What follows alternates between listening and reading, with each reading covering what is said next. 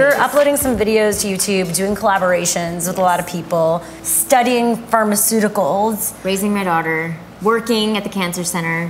So this is actually a typical story, I think, of someone that might start now that has another job. Yeah. Or something else they're doing, but they're interested, they're intrigued, they have a foot in it. And then at what point did that become something more for you? Or you just decided it was it? I actually didn't think I'd ever do YouTube full time. But then I just started getting more views, and then I signed with a network. I signed with Sarah. At the time it was Cloud Media, now it's Big Frame.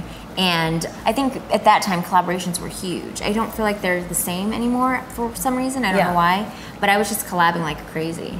And how did you make that happen? I kind of reached out to a lot of people. I would just email them or, you know, Twitter stalk them, and eventually they have to get back to you or they feel violated. And would you pitch them ideas, or say, like, if you have a character that comes up, or how would you do it? I would always pitch them an idea, because I feel like if you're gonna reach out to somebody, instead of being like, oh, let's collab, and then tell them you want them to come up with something, if you present them with an idea, they can either say, I like it, or they'll say, I don't like it, or I like it, but let's change it. So what kind of ideas would you come up with? What would I do? So Jason Horton and I, like, shortly did a collab after that, and he actually wrote them. I didn't write anything for us. I did everything improv was back then, and I never wrote anything out. I would just turn on the camera, do my thing, and then edit it down. I feel like I've kind of switched from that into, you know, more scripting it out and then going off of whatever topic I wrote down. That was it. I would just literally be like, I want to talk about a relationship issue this week, and then I'd bring in a YouTuber and we'd talk about it and we'd make a video about it and make fun of it. I make fun of relationships all the time.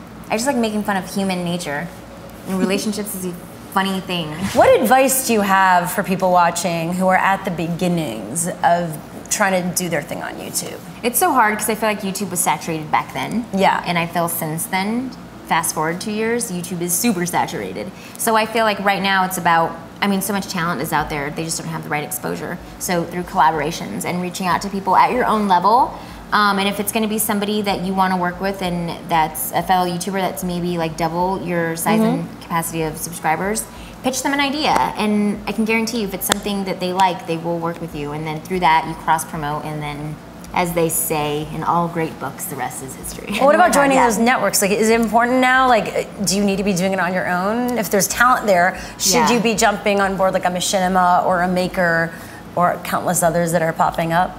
I feel like there's so many networks now that have a lot to offer people, and I think that some people are at the point where they don't need representation. They don't need that company backing them, and then some people do. Like, I don't personally feel like I could get deals on my own or collaborations on my own without having some kind of representation to be like, hey, you have a client, let's work together, because you have someone speaking for you, so it just feels more, you know? This is some sort of foundation to create, make it professional. Absolutely, absolutely. And then through that, I think that's when you say, this is what I want to do, how can we move forward? What's your process of creating a video? I pull from real life experience. Everything I do comes from the twerking, came from a conversation I had with Corinne. All the videos that I do about vlogging come from questions from my audience. And then I take it and I turn it into me giving them advice, but in a vlog / sketch fashion. So I'm never too serious. I don't know how to be that serious. Even my beauty tutorials, my last beauty tutorial that I uploaded was me telling girls how to get ready for the gym, and I'm like, and you don't. So I filmed in front of the camera with no makeup on, my hair was still disheveled from sleeping, I just woke up and I just filmed, and I'm like, you just need lotion and tie your hair up, put a pineapple on your head, like that's what you need. And people were like, we hate you, we thought we were getting a beauty tutorial. And I'm like, this is a tutorial. And we hate you because you look so good just coming out of bed. No, I looked horrible, but this is how you get ready for the gym. You don't. I hate those girls. Yeah. You walk in and they're just like, really on the treadmill, sweating their makeup off, and you're like, I have to clean that up when you're done. Yeah, it's disgusting. So I don't ever know how to be that serious, so I take everything very lightly. What tips do you have for titles, thumbnails, annotations? The annotations, I always try to annotate to future videos and past videos and any other channels that I have. It's almost like you're marketing yourself after the video. Titles, literally I try to relate how to. I just try to put how to in everything. That sounds ridiculous. Even for sketches and everything. Yeah, like how to get ready for the gym, how to fall asleep better.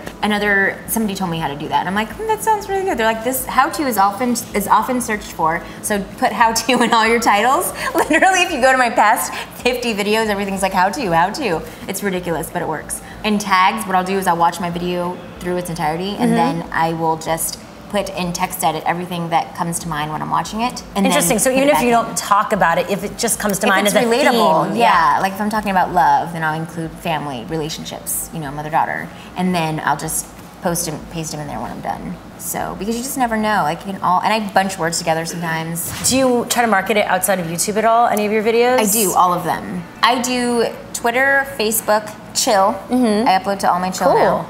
And then I'll take anything that has like that I'm involved with social media wise. Like now I'm on Keek, and I'll like, hey guys, I was just uploaded a new video. What's Keek? So it's like a video status update for Twitter. Okay. But not through words, through video. So then I'll also later on in the day make a video about me making a video. And then also I heard, I'm gonna try this, is that you like and favorite your video. Someone told me about this. So you upload and then like 3-4 hours later like it, 3-4 hours later favorite, 3-4 hours later comment on it. So that video is constantly pumping into their feed, which can be, I'm sorry, like quite annoying, but I'm just gonna annoy them until they love me. How do you figure out what your viewers do like? I'm so far from being a business person. I do things, I'm an Aries in its true form, and I do things out of fun and pleasure. Yeah. And so I never knew like how to pull up analytics and look at it until I was told how. And so now I look like what piques their interest. When of my video did they drop off and click off? Interesting. Which videos generated the most comments, the most likes, that kind of thing. And where is that? That's on the back end of YouTube. Yeah. And so, but it really helps because I'm like, ooh, they really liked when I talked about this. I'm gonna do more of that. Like you have to give the people what they want. So yeah, and you have to go out of your way to find out what that is. You really do, because they won't always tell you. When they love you, and they're like, we love you no matter what you do. But it's not like, not everybody loves you no matter what you do. A lot of them don't love you for everything That's you the do. facts of life, people. Life sucks, okay? No. This is true therapy right here.